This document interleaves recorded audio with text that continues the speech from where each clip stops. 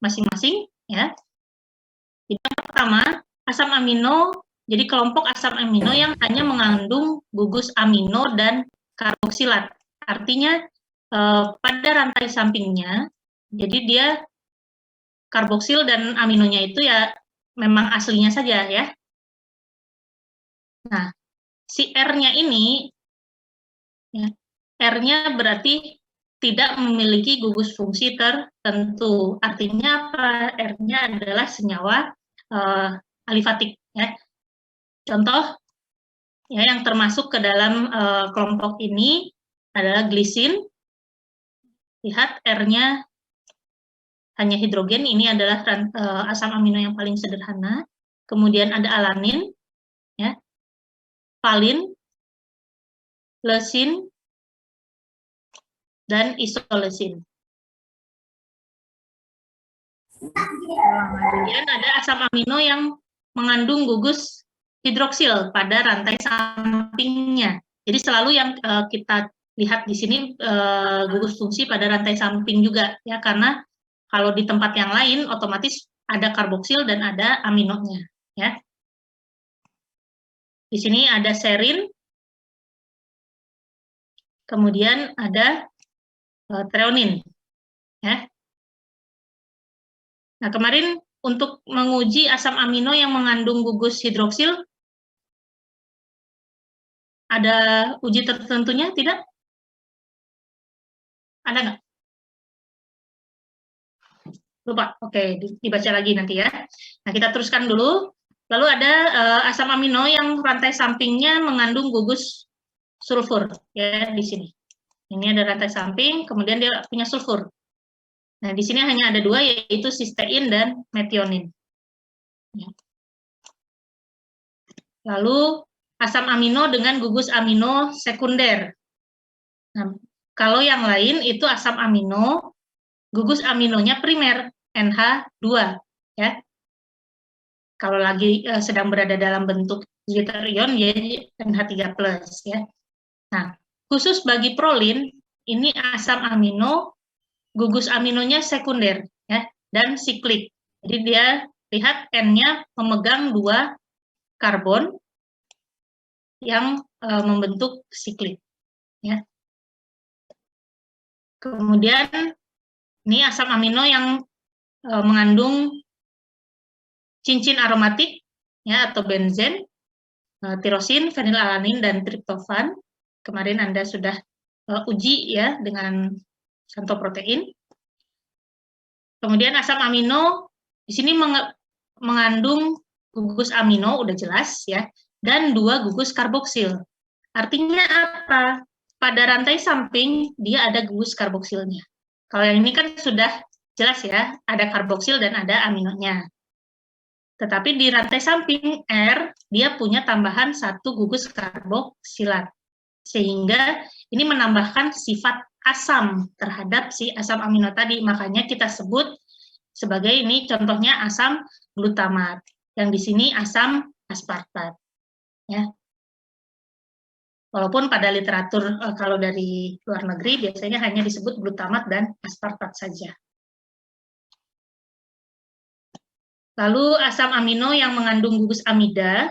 Nah, Anda ingat amida ini adalah derivat dari karboksilat. Nah, di sini kita punya gugus karboksilat, misalnya glutamat. Nah, kita buat sebagai derivatnya asam amida menjadi amida, maka dia akan menjadi glutamin. Ya. Kemudian yang asam aspartat tadi derivatnya berarti amidanya adalah asparagin, ya. Jadi secara teori, kalau misalnya Anda punya asam aspartat, Anda bisa mensintesis asparagin, ya. Tinggal ditambahkan apa? Dari asam karboksilat mau jadi amida, masih ingat? Perlu penambahan apa biasanya? Kita reaksikan dengan amoniak, ya. Nah, nanti dia akan menempel di sini. Itu secara teorinya, ya. Tetapi kalau kenyataannya sintesis asam amino ini lebih banyak reaksi-reaksi biosintesis, artinya melibatkan enzim di dalam tubuh, ya, tidak secara laboratorium. Kemudian ada asam amino yang mengandung 2 gugus basa. Nah, kalau tadi pada rantai sampingnya ada tambahan asam, sekarang berarti pada rantai sampingnya ada tambahan gugus basa. Ya, contohnya pada lisin, ya, di sini ada tambahan nitrogen nih, NH2. Kemudian pada histidin ini juga, ini bahkan N-nya bertambah 2 ya. Nah, ini yang bersifat basanya. Kemudian arginin, ya, arginin juga rantai sampingnya bersifat basa. Nah, tadi kembali lagi di awal bahwa asam-asam amino itu pada kondisi Zwitter ion, ya, yang tadi COO- dan NH3+ itu, ya. Ini kalau kita hitung berarti muatan totalnya adalah 0 kan, karena di sini positif 1 dan negatif 1. Nah, tetapi kalau tadi rantai sampingnya punya tambahan gugus yang asam ataupun basa, artinya dia bisa terionisasi, maka pada pH netral atau pH isoelektriknya tadi ya yang saya katakan, nah di sini dituliskan 7,4, padahal sebenarnya tidak pasti 7,4 ya, beda-beda. Nah, asam-asam yang punya rantai samping bermuatan itu akan berada dalam bentuk ioniknya. Ya, jadi asam aspartat dia akan tadi kan R-nya pada rantai sampingnya adalah karboksil ya. Berarti dia akan bermuatan negatif. Jadi COO-. Ya. Glutamat juga sama seperti itu. Sebaliknya, lisin dan arginin dia pada rantainya di sini punya N, ya, gugus basa. Maka pada pH netral atau isoelektriknya ini dia akan bermuatan positif 1. Ya. Jadi terionisasi bentuk di rantai sampingnya ya. Ini tadi yang sudah dibahas bahwa jika suatu asam amino ini berada dalam posisi Zwitter ion, maka pH di mana asam amino berada dalam bentuk Zwitter ion ini kita sebut sebagai pH isoelektrik. Nah, muatan totalnya adalah 0. Ya. Nah, kalau muatan totalnya 0, si asam amino ini secara fisik dia akan membentuk kristal. Ya. Karena membentuk kristal berarti dia tidak akan larut sehingga dia akan mengendap. Ya, jadi pada pH isoelektrik asam amino akan mengendap. Nah, pH isoelektrik untuk satu asam amino dengan asam amino yang lain itu berbeda-beda. Ya. Untuk asam-asam amino yang rantai sampingnya tidak bermuatan, itu kisaran titik isoelektriknya mendekati netral, ya, dari mulai 5,5 sampai ke 7. Tetapi untuk asam-asam amino yang tadi, ya, yang memiliki rantai samping bisa terionisasi seperti aspartat dan glutamat membentuk anion, kemudian lisin dan arginin, ya, bermuatan positif. Nah, itu titik isoelektriknya akan atau pH isoelektriknya bergeser cukup jauh dari kisaran netral. Ya. Ini contoh ya, sistein dan tirosin, dan histin ya di sini, histidin, sorry. Ini tidak rantai sampingnya tidak bermuatan, ya, maka titik isoelektriknya tidak jauh dari pH netral, ya, 5 sampai 7.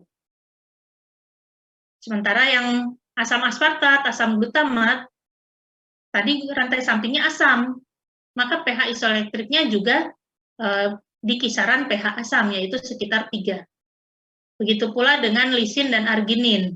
Tadi rantai sampingnya ada tambahan basa kan pada rantai samping, maka pH isoelektriknya ada di kisaran basa, sekitar 9 sampai 10. Ini, nah, tadi dijelaskan bahwa pada pH isoelektrik ini asam amino akan membentuk kristal sehingga dia mengendap. Nah, karena mengendap otomatis pasti bisa dipisahkan dari campuran. Ya, bisa Anda bayangkan, misalnya di sini saya punya campuran, ya, dalam suatu sampel ada dicampurkan aspartat, glutamat, dan lain sebagainya. Nah, kalau kita ubah pH atau larutan tersebut atau campuran tersebut, misalnya saya ubah pH-nya jadi 7,6, ya. Ternyata 7,6 itu adalah titik isoelektrik untuk histidin, maka histidin akan mengendap. Sementara yang lain tidak, tetap larut, ya, tetap dalam campurannya. Nah, histidin yang mengendap tadi bisa kita pisahkan, ya. Begitu juga kalau pH-nya saya tinggikan menjadi 10,76. Itu merupakan titik isoelektrik untuk arginin, maka arginin yang akan mengendap, ya. Nah, ini menjadi dasar pemisahan untuk asam amino dan protein. Nah, terutama jika kita menggunakan alat yang disebut atau metode elektroforesis, ya. Jadi dibantu dengan medan listrik.